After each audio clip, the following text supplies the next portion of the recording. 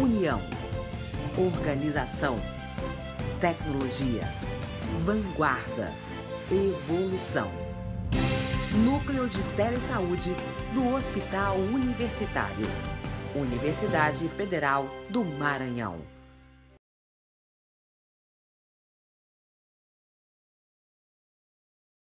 Eu queria agradecer o espaço que é dado pelo Telesaúde do Maranhão, agradecer os que estão aqui presentes, assistindo a nossa palestra, e também agradecer quem está assistindo online nossa apresentação. Hoje nós vamos trabalhar um indicador que a gente considera operacional, ou seja, um indicador que ele é influenciado diretamente pela operacionalização dos serviços pelas unidades que atendem o doente de hanseníase. Então, hoje é a análise do indicador 9 do PQA-VS, que é o único indicador que a gente tem no programa de hanseníase no PQA, que é a proporção de contatos examinados de casos novos de hanseníase diagnosticados nos anos das coortes. Qual é a importância da gente vigiar os contatos? A vigilância do contato ela tem uma importância primordial no que se refere à interrupção da cadeia de transmissão da doença. Descobrir casos novos entre aqueles que convivem ou conviveram de forma prolongada com o caso de hanseníase que foi diagnosticado, no caso índice, paciente índice. E tem como finalidade descobrir as possíveis fontes de infecção no domicílio, que provavelmente, com mais frequência, essa fonte de infecção é domiciliar, ela é familiar, ou fora dele, numa menor probabilidade, mas ainda de uma forma muito preponderante, os contatos sociais, que são aqueles que convivem com o doente fora do seu domicílio, mas de uma forma mais intensa. A hanseníase ela é uma doença de notificação compulsória, ela é uma doença que só notificamos depois que já temos o diagnóstico firmado. Ela tem uma ficha específica, que é a ficha de investigação, e nela que consta o número de contatos que são identificados no momento da investigação. Para efeito da notificação, para efeito de vigilância, na notificação nós só informamos os contatos domiciliares. Então, mesmo que o paciente, o caso índice, ele diga que ele tem contatos sociais, pessoas que têm uma importância para exame, nós só vamos registrar na ficha de notificação, na ficha de investigação, o número de contatos domiciliares. Tá? E é daqui que surge, é aqui onde tudo começa, onde surge a nossa primeira informação a respeito desse contato. A ficha numerada, que é a ficha de notificação, a ficha de investigação, que vai ser digitada semanalmente no SINAM, no Sistema de Informação de Agravos de Notificação. Mas o que são contatos? Desde 2016, nós temos trabalhado com uma nova abordagem no que se refere a contato. Inicialmente, nós trabalhávamos de uma forma mais preponderante, um contexto mais intenso, a questão da vigilância, do exame do contato domiciliar. O que é um contato domiciliar? O contato domiciliar é aquela pessoa que reside com o doente de hanseníase, ou tenha residido no mesmo domicílio. Antes de 2016, nós até colocávamos um período de 5 anos. Atualmente, a gente estende isso e orienta aos profissionais que têm um olhar mais direcionado para mães, pais, irmãos, filhos, netos, mesmo que aquele contato não resida mais no domicílio do caso índice, mesmo que seja por mais de 5 anos. Então, se eu tiver hanseníase, eu vou considerar o meu pai como um contato domiciliar, mesmo que ele não resida mais comigo, ele não tenha residido nos últimos 5 anos. Porque a gente observa que esse vínculo social, familiar, ele é bem mais forte, ele é bem mais indicativo, bem mais importante para a descoberta de casos novos. E o que é um contato social? Essa definição de contato social, ela surgiu agora em 2016, quando o Ministério da Saúde publicou a Portaria 149, em fevereiro de 2016, no qual ela chamou a atenção das equipes para a necessidade de ampliação da vigilância dos contatos para aqueles contatos que vivem relações familiares, ou seja, um vizinho que mesmo não morando no meu domicílio, mas que frequenta a minha casa todos os dias, todos os finais de semana, né, dos colegas de trabalho e de escola que têm um tempo prolongado de convivência comigo por mais de 8 horas semanais. Então, nós temos essa nova definição. Mas lembrando que para efeito da notificação e do cálculo do nosso indicador, nós só vamos considerar os contatos domiciliares. Mas para efeito de vigilância, né, a gente precisa lembrar dessas pessoas, né, como importante nesse processo. E o que é a vigilância de contato? Nós temos dois conceitos que não são iguais. Nós temos o exame do contato, que é aquele exame pontual, e a gente tem a vigilância do contato. A vigilância do contato é um acompanhamento sistemático. Eu vou vigiar sistematicamente por um tempo, né, as pessoas que residem com o doente ou que são os contatos domiciliares ou aqueles que têm um contato social. Né? Então, seria o acompanhamento e exame sistemático e programado dos contatos ao longo dos anos. Esse exame ele deve ser feito em unidade básica de saúde ou na unidade onde o paciente é atendido, no centro de referência ou no centro de saúde ou no hospital de referência. E ele deve ser, pode também ser realizado no próprio domicílio do paciente. Né? E a gente sugere, né, que esse contato, que esse acompanhamento, ele perdure pelo menos por 5 anos. Lógico que isso aqui é só uma definição mais didática, né? A gente sabe a importância, até pelo período de incubação que a hanseníase tem, né, de 10 anos, né, como a gente cita na literatura, que 5 anos talvez não fosse um período adequado, mas a gente espera que pelo menos por 5 anos, né, os contatos sejam reexaminados anualmente, ou se apresentar qualquer lesão de pele, que esse contato seja examinado imediatamente assim que aparecer o sinal, né, da lesão de pele. E o exame de contato? O exame de contato é um exame dermatoneurológico, a gente tem que examinar a pele e verificar as queixas neurológicas desses pacientes, né, desses contatos desses doentes, com uma anamnese dirigida para os sinais e sintomas da doença. Após esse exame, né, sistematizado, esse exame considerando, né, essas questões, a gente vai encaminhar esse paciente para a vacinação de BCG. Lembrando que a vacinação de BCG, ela não a vacina ela não é uma vacina específica para evitar a hanseníase, né? As pesquisas mostram que ela evitaria as formas mais graves da doença e é necessário que o paciente, né, ele tenha no mínimo uma dose de BCG durante a vida. E esse exame de contato, nós precisamos sempre examinar, mesmo que ele não tenha queixas dermatológicas, mesmo que ele diga que não tem aparecimento de lesões na pele, que ele não tem sensação de dormência, nem de formigamento, nem de fraqueza, a gente precisa examinar de forma sistematizada todo o tegumento do paciente.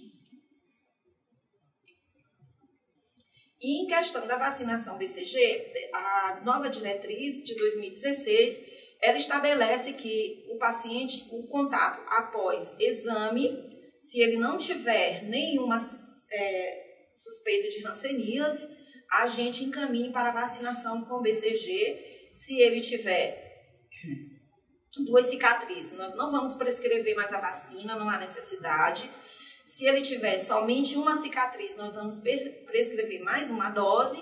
E se ele não tiver nenhuma cicatriz, só uma dose. Então, uma dose para aqueles que não têm nenhuma cicatriz ou para aqueles que só têm uma.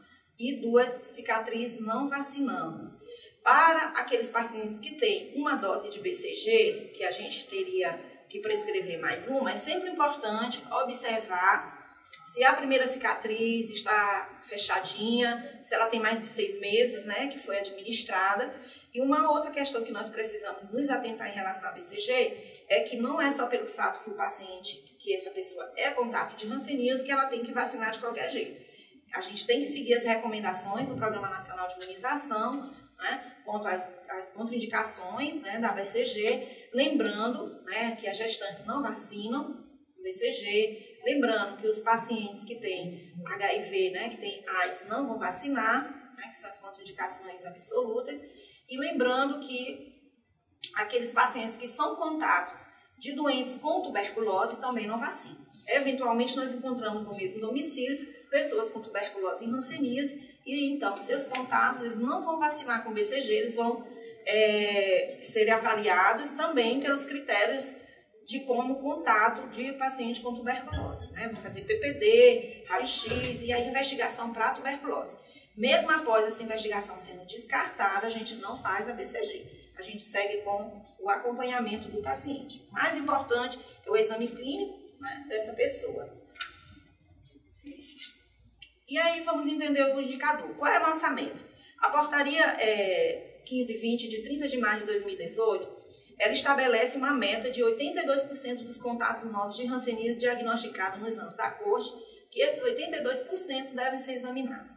Então, qual é a utilidade desse indicador? Como eu falei no início, ele é um indicador operacional. Então, ele mede a capacidade que os serviços têm em realizar a vigilância dos contatos de casos novos de hanseníase, aumentando a detecção oportuna de casos. Esse indicador ele é de suma importância para a vigilância e para o enfrentamento da doença. A gente tem visto, vou mostrar mais a seguir, né, que esse indicador ele tem aumentado muito, a gente tem atingido algumas metas, né, alguns municípios e o estado vem cada vez mais aumentando sua taxa de exame de contato, mas a gente tem observado que quando nós avaliamos o modo de entrada dos pacientes, mesmo a gente tendo aumentado a taxa de exame de contato, a gente não tem incrementado no indicador de modo de detecção por exame de contato. Então, a gente tem atingido 80%, por exemplo, de exame de contato, que em 2013 nós atingíamos só 50%, mas a gente tem ao longo dos anos uma média de somente 3% dos pacientes que entram no registro com doente de hanseníase entrar por exame de contato. Então, a gente infere o quê? Que apesar de nós estarmos aumentando as nossas coberturas, a gente tem uma necessidade urgente, né, uma necessidade gritante de melhorar, de qualificar o exame do contato. Por isso que eu trouxe aquelas definições. Como é que deve ser o exame? Né? Dirigido às queixas, né, dermatoneurológicas, e toda pessoa, mesmo sem queixa, né, deve ser examinada, sua pele deve ser examinada. Então, isso é examinar o contato. Se o paciente chega no consultório, né, eu sou contato, assim, eu tenho alguma mancha, não, isso não foi um exame. Só é um exame de contato se ele passar pelo exame clínico, mesmo que ele não seja encaminhado para BCG. Como é que nós construímos esse indicador? Vamos entender, né? No numerador, sempre vamos ter o número de contatos de casos novos, examinados por local de residência atual e diagnosticado nos anos da coorte. PB diagnosticados no ano anterior ao ano da nossa avaliação e MB diagnosticado 2 anos antes da nossa avaliação. Então, se hoje nós estamos no dia 19 de outubro, 18 de outubro, então se eu quero fazer uma avaliação hoje, eu vou colocar todos os pacientes PB que foram diagnosticados de 19 de outubro do ano passado, 18 de outubro do ano passado, né, para este momento. Né? Se eu vou colocar os pacientes multibacilares, eu quero fazer a coorte dos multibacilares, eu vou pegar todos que foram examinados 2 anos antes de hoje. Então, de 2016 para agora, outubro de 2016 para agora. Então, todos os contatos que foram examinados. E no nosso denominador, a gente segue a mesma lógica, só que no denominador nós vamos ter todos os contatos registrados. Né?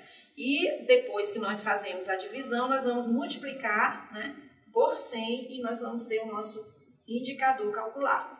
Onde é a fonte de informação, vocês lembram que no início eu mostrei, né, a ficha de notificação do SINAM, que essa ficha de notificação ela deve ser preenchida assim que o paciente é diagnosticado, encaminhado para a digitação na mesma semana, de preferência.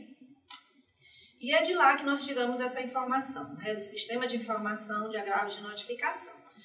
A gente deve fazer uma análise periódica, né, mensal de preferência a nível municipal, né, isso é importante, né, que o município tenha uma sistemática, uma prática de monitorar esses indicadores, né, para que esses valores não se acumulem e a gente não perca a oportunidade, né, de monitoramento de exame dos contatos.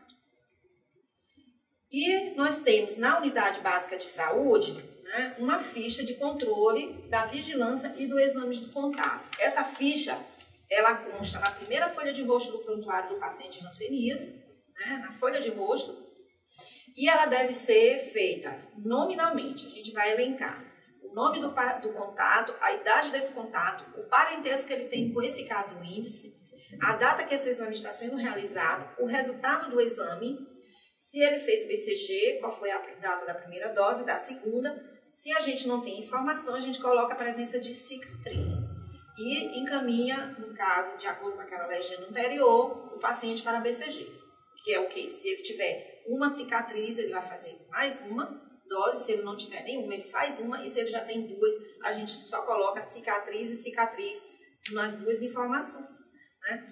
E essa ficha, ela deve ser preenchida no prontuário do paciente.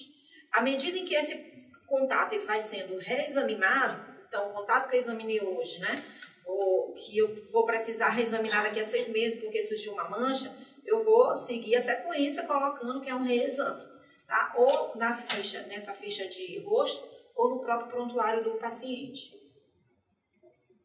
E como é que nós atualizamos essa informação? Na ficha de investigação, a gente coloca somente a informação do número de contatos registrados. Mas de onde é que nós tiramos a informação que esses contatos foram examinados? Do boletim de acompanhamento. Esse boletim de acompanhamento é um desafio para os municípios, para as gestões municipais. Porque, assim, esse boletim é para ele ser, se eu faço monitoramento mensal, então o boletim de acompanhamento eu tenho que atualizá-lo mensalmente. Porque é a partir dele que o sinal vai ser alimentado com essa informação de quantos contatos foram examinados. Então, não é bimensal, não é trimestral, não é anual, é mensal. A periodicidade da avaliação, da atualização desse boletim. Esse boletim ele é extraído do Sinan, tá? Ele vem o nome de cada paciente, aqui na frente, né? E por unidade básica de saúde. E o registro dele só são os pacientes que estão em curso de tratamento, tá? Só aqueles pacientes que estão em tratamento no momento. Então, nós pegamos aqui um modelo de um boletim de acompanhamento, né? Eu vou virar um pouco para cá para mostrar para quem está presente, né? Não sei se vai ficar muito claro para quem está olhando, mas nós pegamos um modelo de um boletim de acompanhamento do município de Itapecuru-Mirim, tá vendo aqui em cima? Tem o nome do município, aqui tem a unidade de saúde em que o paciente está registrado, que ele foi notificado, esse número é gerado da ficha de notificação, de investigação, né? Aqui a gente tem o número da notificação atual do paciente. Por que é atual? Porque ele pode ter sido transferido de uma unidade para outra, ele pode estar fazendo um retratamento, então tem que ser atual, a daquele momento que eu estou avaliando. Não é dos tratamentos anteriores ou de outras unidades. A data da notificação atual, aqui vem o nome do paciente, que logicamente nós excluímos, né? Vem o nome do paciente, o município de residência desse paciente, que aqui é o código do município, o distrito de residência dele, o bairro que ele reside, isso aqui é zoneamento, são códigos que são gerados pelo IBGE, a data do último comparecimento, essa data de último comparecimento do paciente não é a data em que ele teve alta, é a data em que ele vê a unidade básica de saúde para tomar a dose supervisionada do tratamento. Então, a classificação operacional dele, ou seja, se ele é pálcio ou multibacilar, aí aqui embaixo tem a legenda, vocês podem observar que quem é classificação 2 é multibacilar, né? Aí, a avaliação de incapacidade no momento da cura, que aqui está em branco, lógico, porque todos esses pacientes ainda estão em tratamento. E nós temos o ET, que é o esquema terapêutico. Então, todos que são multibacilares têm que ter esquema terapêutico multibacilar e a legenda está aqui, que o esquema 2 é esquema multibacilar. O número de doses, que aí a gente coloca qual é a dose que esse paciente está comparecendo hoje para tomar, se é a primeira, a segunda, a terceira, sucessivamente. Se ele teve estado reacional, aqui também tem a legenda para dizer qual tipo de estado reacional. E aqui a data da mudança de esquema, quando a gente eventualmente precisa mudar o esquema do paciente. Por um erro de classificação, porque ele teve evento adverso, né? E aqui nós temos o número de contatos registrados. Esse número de contato registrado aqui, ele é gerado da ficha de investigação. Então, ele não vai mudar. Ele vai ser estático todos os meses. À medida que nós vamos examinando os pacientes, nós vamos registrando no campo posterior. Então, isso aqui a gente precisa se atentar muito. Porque esse exame vamos pegar aqui esse exemplo aqui onde o paciente tem 7 contatos. Então, esse paciente ele tem 7 contatos e todos esses 7 contatos foram examinados, certo? Então, ela pôs ali. Se esse paciente, esse mês, vamos imaginar que aqui não tivesse nenhum contato examinado, mas esse mês eu examinei 3. Então, eu vou lá e registro no boletim de acompanhamento que dos 7, eu vou escrever o número 3 aqui e vou mandar para digitação. No mês seguinte, quando o boletim volta para mim, para eu atualizar, eu examinei mais 2. Então, o que eu vou fazer aqui? Eu não vou tirar o 3 e colocar o 2. Eu vou colocar que eu examinei 5. Porque se eu tirar o 3 e colocar o 2, o Sinan vai esquecer os outros 3. E eu vou perder 3 pacientes que eu examinei, 3 contatos. Então, isso o município precisa se atentar muito, precisa explicar isso para as equipes, porque é muito frequente isso acontecer.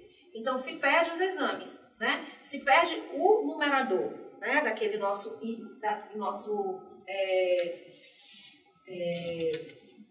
indicador. Então, a gente tem aqui contatos e aqui não é acumulativo. A gente vai digitar o número total de exame até a gente sanar. Raimunda, mas eventualmente eu vejo, vem fichas para mim em que eu tenho mais de 100% de exame de contato. Provavelmente é porque o que acontece? Às vezes o contato, o paciente quando retorna para a consulta, ele diz, olha, eu esqueci de dizer uma pessoa.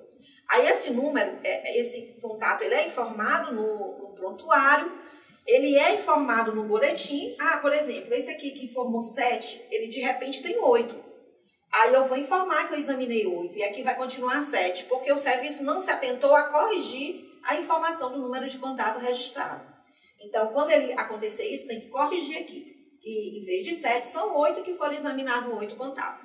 Sempre lembrando que é cumulativo, a gente não pode colocar só o número de contatos examinados no mês, mas todos os contatos que foram examinados. Tá? Isso é importantíssimo para que a gente possa atingir as nossas metas. Tá? Seguindo o boletim de acompanhamento, nós temos o tipo de saída, que aqui também nós temos a legenda, alta cura, abandono, e a data dessa saída. Então, aí vocês lembram que no início eu comentei que nossa coorte, a gente vai pegar o número de contatos registrados dos pacientes para multibacilar nos últimos 2 anos, certo? Um paciente multibacilar, ele não passa 2 anos em tratamento. Eventualmente isso acontece. E como é que nós vamos fazer para informar os contatos que foram examinados daqueles pacientes que não vêm mais no boletim? Vocês compreenderam? Tem pacientes que não vêm mais nesse meu boletim. Por quê? Porque já tiveram alta, mas os contatos podem continuar vindo nesse período de 2 anos que eu continuo fazendo a avaliação. Então, o que a gente tem que pensar e discutir com as nossas equipes?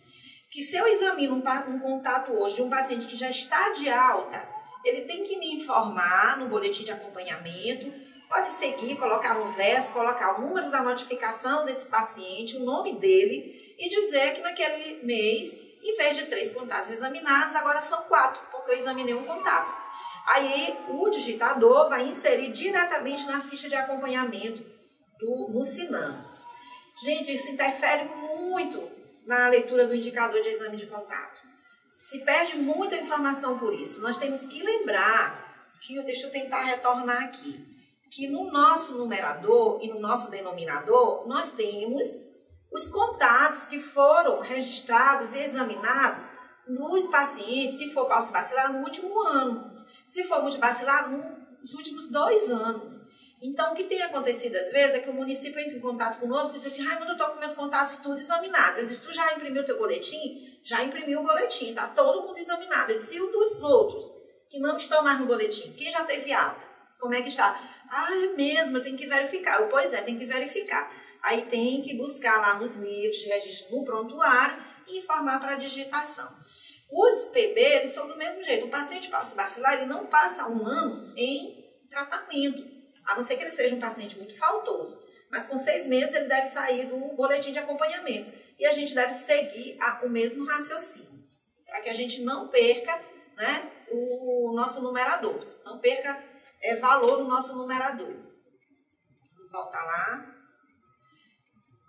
E a tabulação desse, como é que a gente analisa? Eu não vou me ater a todos os dados, mas eu só trouxe aqui algumas telas, né, do Sinan, que a gente faz a leitura com um aplicativo chamado TabWin, que quem trabalha com sistema de informação, com Sinan, quem trabalha em vigilância, quem é coordenador do programa de hanseníase, sabe do que eu estou falando, né? O TabWin, ele faz uma leitura do banco de dados do Sinan, e é nesse aplicativo que a gente faz o levantamento desse indicador. Tá? Então, esse indicador a gente faz por coorte. Existe um manual específico, vou dar um link mais no final para que vocês possam ter acesso. Ele foi atualizado agora, acho que foi setembro de 2018, está fresquinho e ele é ótimo para quem trabalha com o monitoramento dos dados da hanseníase, porque ele tem só os indicadores da hanseníase.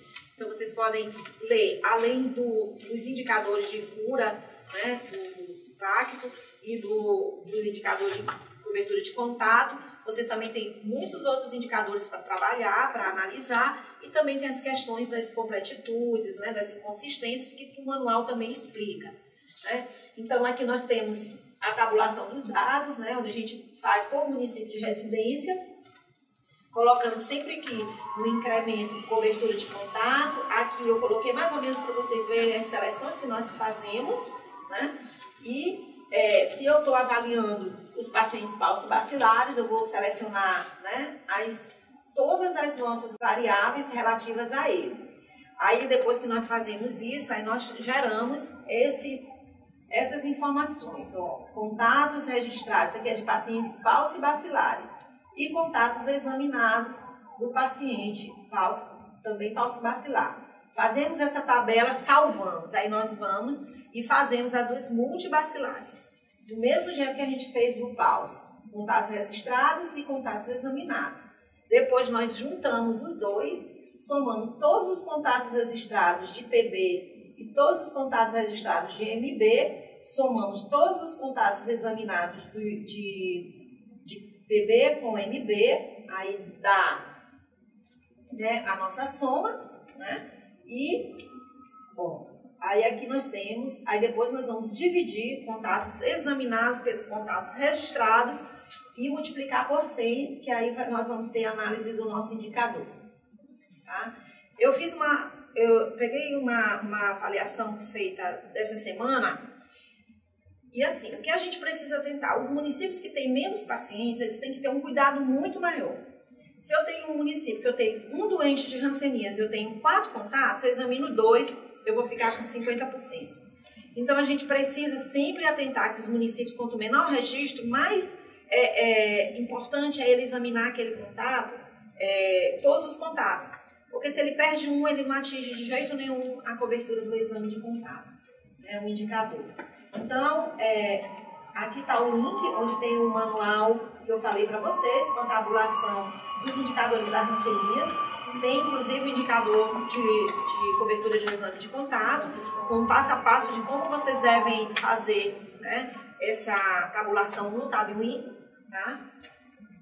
E aqui eu trouxe para vocês alguns indicadores para a gente conversar. Então, nós sabemos que todas as coberturas acima de 75% a gente considera adequado, seria regular, na verdade, né? E aqui, em 2017, se nós compararmos o estado do Maranhão, né? O estado do Maranhão com os outros estados, nós até que não estamos muito ruins, né? Nós tivemos uma cobertura de 80,4% no ano de 2017 e esse ano até setembro, né? Nós estamos com uma cobertura de 80,1%. Né? A gente sabe qual é a meta, 82%, né, dos contatos devem ser examinados. E para que o Estado atinja, logicamente, os municípios têm que trabalhar muito mais. O indicador, a operacionalização desse exame não é feito pela Secretaria de Estado da Saúde, é feito pelas secretarias municipais. Né? Nós temos aqui a proporção de contatos de casos de hanseníase examinado entre os registrados no Maranhão. A gente tem uma série histórica de 2007 a 2018, né, onde a linha vermelha são as nossas metas alcançadas e a linha azul são as metas que são propostas. A gente observa aqui que a partir de 2012 ou 2013, nós tivemos um incremento importante nas nossas coberturas. A gente considerado precário, né, até mais ou menos 2012, subiu um pouquinho para regular a partir de 2014 e atualmente a gente considera como a gente está numa perspectiva de bom. Mas como eu falei para vocês, a gente ainda se incomoda muito, apesar de a gente ter um indicador adequado, né, bom, mas a gente se incomoda quando a gente vê que esse indicador não está incrementando no modo de detecção dos casos. A gente quer que que mesmo que com essa curva crescente, né, da cobertura de exame de contato, a gente quer um percentual de pacientes entrando no nosso registro com o exame de contato. Isso sim vai mostrar para a gente que esse exame de contato está qualificado, que ele está sendo bem feito. Tá? Então, a gente tem uma média aí de 3% somente dos nossos pacientes entrando por exame de contato. A gente ainda tem mais de 70% dos nossos pacientes entrando por demanda espontânea. Né? Isso é muito sério. Né? Se a cobertura de exame de contato está crescendo, então nós temos que melhorar a qualificação desse exame, para a gente poder impactar realmente, né, na quebra da transmissão da doença, a gente ter realmente um indicador real. Então, nos últimos 2 anos aqui nós alcançamos metas adequadas de mais de 80%, né, mas a meta pactuada para 2018 é 82%. Né? E essa nota técnica de 31 de 2013, ela mudou. Por que tem esse corte? Por que mudou aqui tão de repente de 2012 para 2013? Porque até 2012 a gente fazia a análise desse indicador por os contatos registrados dos pacientes em curso de tratamento. Com essa nota técnica a gente passou a fazer por coorte. Ou seja, mesmo que o paciente multibacilar tenha saído do tratamento, como eu falei anteriormente, mas se ainda está nesse prazo de 2 anos, então esse paciente, esse contato ainda entra no nosso numerador do exame de contato. Isso é bom. Eu acho que isso é importante porque, vamos imaginar, um paciente que foi diagnosticado em dezembro, né, antigamente os seus contatos não entravam mais, porque era daquele ano em curso que ele foi diagnosticado. E agora não é mais. Agora a gente tem um prazo de 1 ano, de 2 anos se ele for multibacilar para examinar esses contatos, e tem um prazo de 1 ano se ele for paucibacilar. Isso ajuda bastante. A gente sabe que nem sempre a gente consegue, né, examinar todos os contatos em 1 mês, embora isso seja o ideal.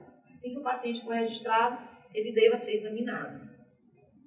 Quais são as recomendações que a gente deixa? Né? A gente deixa uma recomendação para as coordenações municipais, né, que reforce junto às equipes de saúde que os contatos devem ser examinados o mais breve possível, preferencialmente no primeiro mês. A gente tem que pensar em como as equipes, mobilizar essas equipes, estimular que essas equipes incluam esses domicílios, tanto de hanseníase como tuberculose, que são doenças transmissíveis, no seu roteiro, na sua programação de visita domiciliar. E que esses contatos possam sim ser examinados no domicílio. Né? Não necessariamente que o diagnóstico daqueles casos, dos casos devam ser fechados no domicílio, mas o exame de pele pode ser feito no domicílio sem problema. Né? E aqueles que você no domicílio suspeitar que tem hanseníase, vocês encaminham, né, para um exame mais específico na unidade de saúde, se assim a equipe preferir. Né? Mas aquele contato pode sim ser examinado na unidade do seu domicílio. Aliás, era até bom que fosse, né? Porque é onde você pode encontrar todos os contatos ao mesmo tempo, né? E você conseguir atingir esse indicador o mais rápido possível. Monitorar mensalmente no SINAM os contatos identificados que estão sem informações, com o objetivo de direcionar as equipes para intensificar a avaliação dos contatos e utilizar o boletim de acompanhamento para atualização das informações no SINAM.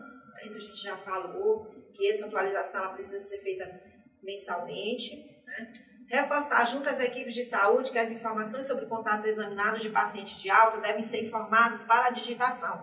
É aquilo que eu falei, né? Então, os contatos daqueles pacientes que estão de alta, que o nome do paciente não está vindo mais no boletim, eles não podem ser esquecidos, né? Nem para exame, nem para informação para digitação, porque senão alguns municípios não conseguem atingir seu indicador por conta disso. Obrigada.